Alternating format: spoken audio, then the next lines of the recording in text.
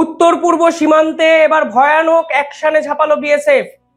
ঠিক দুদিন আগে আমরা সেভেন সিস্টার্সের অর্থাৎ এই উত্তর পূর্বের 7টি রাজ্যের বর্ডার এরিয়ায় এক সার্জিক্যাল স্ট্রাইকের কথা জানতে পেরেছিলাম।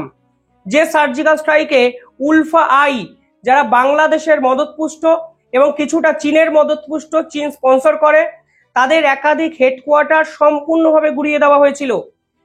আজকে আমরা জানতে পারলাম উত্তর পূর্বে অঞ্চলে এই যে পার্টিকুলার 7টি রাজ্য, এখানে কালকে বিএসএফ দিন ভোর অ্যাকশনে ঝাঁপিয়েছিল এবং অ্যাকশনে ঝাঁপানোর পর 26 জন বাংলাদেশিকে আটক করা হয়েছে কালকে।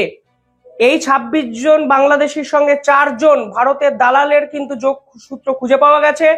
সব মিলিয়ে কালকে সেভেন সিস্টার্স অঞ্চলে ভয়ঙ্কর অ্যাকশনে ঝাঁপিয়ে ভারতের সেনাবাহিনী 30 জন অনুপ্রবেশকারীকে হাতে নাতে পাকড়াও করেছে। কেন এই খবর গুরুত্বপূর্ণ?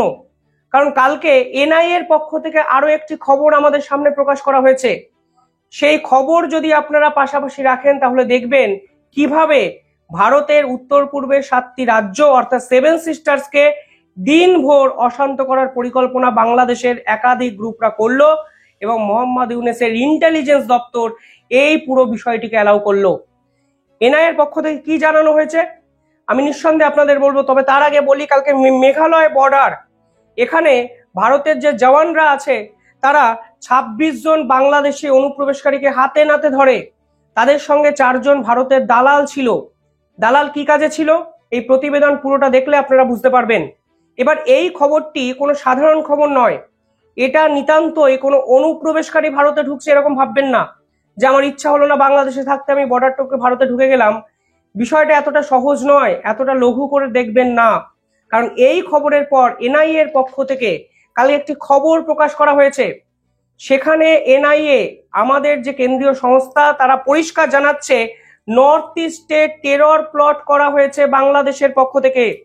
পরিষ্কার হেডিং আপনারা দেখুন, যে খবর আজকে সন্ধ্যাবেলা অর্থাৎ একদম গভীর রাতে প্রকাশিত হয়েছে। নর্থ ইস্টে টেরর প্লট করা হয়েছে বাংলাদেশ এবং পাকিস্তানের আইএসআই এর পক্ষ থেকে এবং একাধিক সরকারের, মানে এই যে দুই সরকার তাদের এজেন্সিরা ইনভলভ হয়ে গেছে। কিভাবে প্লটিংটা হয়েছে সেই তথ্য কিন্তু এনআইএ পরিষ্কারভাবে প্রকাশ করে দিয়েছে। সেখানে বলা হচ্ছে বাংলাদেশের ইউনাইটেড পিপল ডেমোক্রেটিক ফ্রন্ট, চট্টগ্রামের এক বিদ্রোহী গ্রুপ, তাদেরকে ব্যাক করছে বাংলাদেশের ডিজিএফআই ইন্টেলিজেন্স ডিপার্টমেন্ট। ডিজিএফআই মানে কি?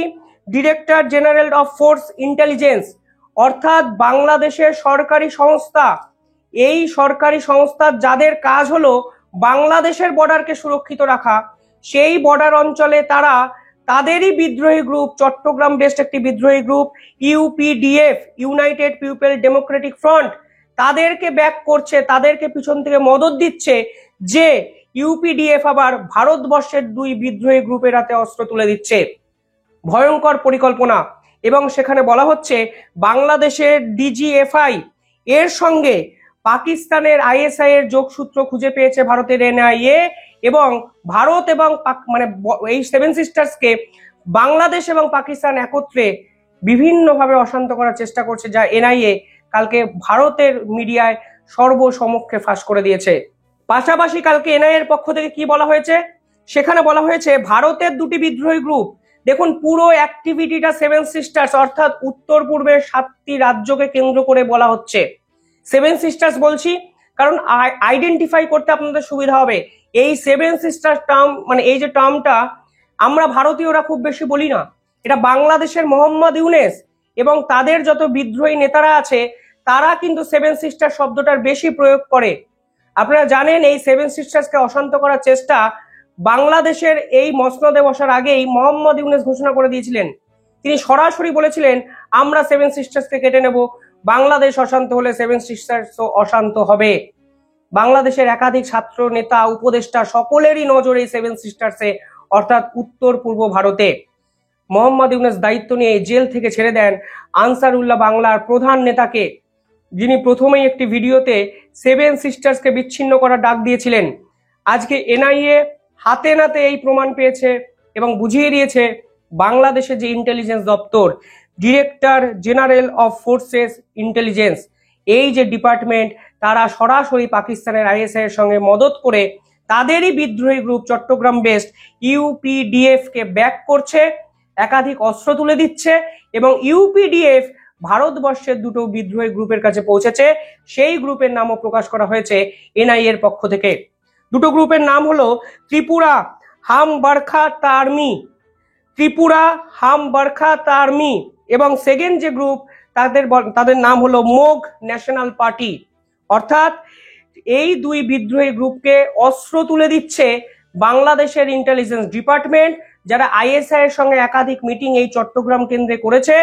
চট্টগ্রাম থেকে অস্ত্র আসছে উত্তর পূর্ব ভারতে এবং এরা ভারত বিরোধী চক্রান্ত করছে, ভারত সরকারের বিপক্ষে আন্দোলন করছে এবং সেভেন সিস্টার্সকে স্বাধীন করার চেষ্টা করছে।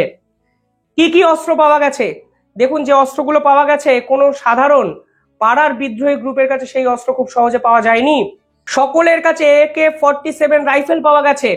AK-47 রাইফেল এই বিদ্রোহী গ্রুপের কাছে কিভাবে গেল আপনারা সহজেই বুঝতে পারছেন। বিদেশি শক্তি কিন্তু ইনভলভ হয়ে গেছে নর্থ ইস্টে। AK-47 রাইফেল, 13টি ম্যাগাজিন প্লাস 10,500 রাউন্ড গুলি পাওয়া গেছে। 10,500 রাউন্ড গুলি, হিউজ গুলি, যেই গুলির সাপ্লাই এই নর্থ ইস্টে দেওয়া হচ্ছে বাংলাদেশের ইন্টেলিজেন্স দপ্তরের একাংশের পক্ষ থেকে। আমি এখনই বলবো না যে বাংলাদেশের ইন্টেলিজেন্স দপ্তরের সবাই এই চক্রান্তে ইনভলভ, কিন্তু এনআইএ সরাসরি বাংলাদেশের ডিজিএফআই কে দায়ী করেছে। সরাসরি ডিজিএফআই এর সঙ্গে পাকিস্তানের আইএসআই যোগসূত্র খুঁজে পাওয়া গেছে এবং দিন ভোর কালকে এনআইএ নর্থ ইস্টকে দাপিয়ে বেরিয়েছে এবং বিএসএফ আলাদাভাবে অ্যাকশন করে মেঘালয়ের বর্ডার থেকে 26 জন বাংলাদেশিকে হাতে নাতে পাকড়াও করেছে, যারা কেউই সাধারণ অনুপ্রবেশকারী হয়ে ভারতে আসতে চেয়েছে এরকম নয়। সলিউশনটা কি? এই যে ভয়ানক প্লট, এই যে টেরর প্লট, এনআইএ যদি টেরর প্লট বলে তখন আমরা আর নতুন করে টেরর প্লট বলার কোনো অবকাশ নেই। ভারতের গোয়েন্দা সংস্থা, সর্বোচ্চ গোয়েন্দা সংস্থা বলছে নর্থ ইস্টে ভয়ানক সন্ত্রাসবাদের এক জন্ম দিতে চাইছে পাকিস্তান এবং বাংলাদেশ, যা মোহাম্মদ ইউনূসের দীর্ঘদিনের প্ল্যান। আজকে দিনভর অপারেশন বিএসএফ এর পক্ষ থেকে চালানো হলো, 26 জনকে গ্রেফতার করা হলো, আটক করা হলো। তাদেরকে হয়তো জিজ্ঞাসাবাদ করে আরো অনেক কিছু জানা যাবে, কিন্তু আমার সেই ঘুরে ফিরে প্রশ্ন, এর সলিউশনটা কি? মোহাম্মদ ইউনূস চাইছেনটা কি? তিনি কি যুদ্ধ চাইছেন? তিনি কি আরো একটা সার্জিক্যাল স্ট্রাইক চাইছেন সরাসরি বাংলাদেশের চট্টগ্রামের উপর? তিনি চাইছেনটা কি? এই যে ভিশন, এই ভিশনটা কিন্তু এখানে ইম্পর্টেন্ট। তিনি কি ভারতকে ডিস্টার্ব করতে চাইছেন এভাবে? ভারতের প্রগতি, ভারতের প্রভাব, ভারতের প্রতিপত্তি কোনো কিছুর সঙ্গে এই বাংলাদেশ মেলে না, মেলানো যায় না, তুলনা আসে না, কোনো কিছুতেই আসে না। তা সত্ত্বেও কিসের জন্য বারংবার সেভেন সিস্টার্সকে অশান্ত করার চেষ্টা করা হচ্ছে মোহাম্মদ ইউনূসের পক্ষ থেকে, সেটাই কিন্তু সব থেকে বড় প্রশ্ন। কালকে ভারতের আরো একটি জায়গায় একদম সরাসরি চলে আসুন বাংলায়। যে বাংলাদেশ যে বর্ডার, উত্তর 24 পরগনায় কালকে 17 লক্ষ টাকার রূপোকে সিজ করেছে ভারতের বিএসএফ। 17 লক্ষ টাকার রূপো অর্থাৎ গয়না এপার থেকে ওপার যেতে শুরু করেছিল। বাংলাদেশে চোরাচালানকারীরা ভারতে ঢোকার চেষ্টা করেছিলেন সোনার গয়না, রূপোর গয়না নিয়ে। বিএসএফ কিন্তু কালকে সেটাকেও হাতে নাতে পাকড়াও করেছে। অর্থাৎ সব মিলিয়ে ভারত এবং বাংলাদেশ সীমান্ত কোনো অবস্থাতেই আগের জায়গায় কিন্তু ফেরার সম্ভাবনা অবধি তৈরি করছে না। বিএসএফ গুলি চালাচ্ছে, বিএসএফ অ্যাকশন নিচ্ছে, দিন রাত বিএসএফ অতন্ত্র প্রহরীর মতো আমাদের সুরক্ষিত রাখার চেষ্টা করছে। আর ওদিক থেকে মোহাম্মদ ইউনূসের এই বিদ্রোহী গ্রুপ, এই ইন্টেলিজেন্স দপ্তর দিনের পর দিন আমাদের ভারতে অস্ত্র পাঠাচ্ছে এবং সেভেন সিস্টার্সকে অশান্ত করার পরিকল্পনা করছে শুধুমাত্র ভারতকে অন্য একটা বিদ্রোহে এঙ্গেজ করার লক্ষ্যে। শেষটা কোথায়? আপনারা কিভাবে দেখছেন পুরো বিষয়টি কমেন্টে জানাবেন। এবং এই বিষয়টি কখনোই হালকা করে দেখার মতো জায়গায় আমরা হয়তো নেই, কারণ এনআইএ কালকে অফিসিয়ালি জানিয়ে দিয়েছে। আমি প্রত্যেকটি ডকুমেন্ট আপনাদের স্ক্রিনে দেখালাম। আপনারা চাইলে এই ডকুমেন্টগুলো নিজেরাও গুগলে গিয়ে একটু পড়াশোনা করতে পারেন, তাহলে বুঝবেন আসলে ভারতের সীমান্তে এখন কত ধরনের থ্রেট জাকিয়ে বসার চেষ্টা করছে।